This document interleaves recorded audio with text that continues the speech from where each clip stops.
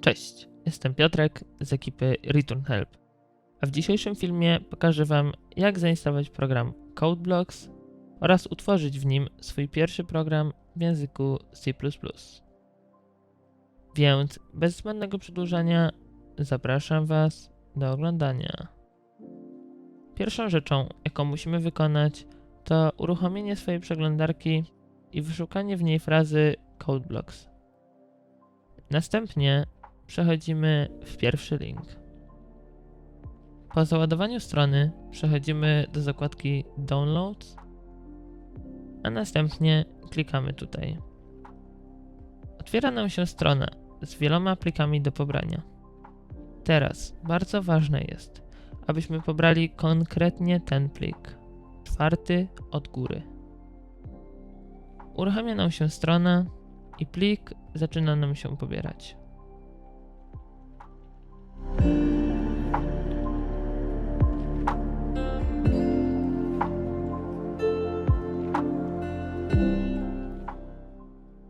Kiedy pobieranie się zakończy, uruchamiamy program.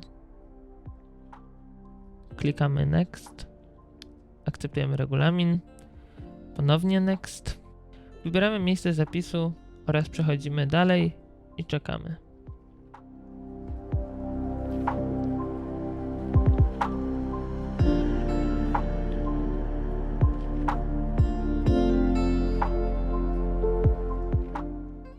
I gotowe.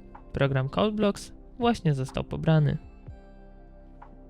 Teraz pokażę Wam, jak utworzyć swój pierwszy program, w którym będziecie mogli napisać swój kod w języku C++.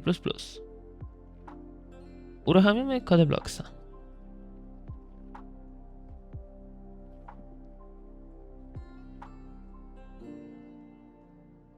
Przechodzimy do zakładki File i tworzymy pusty plik.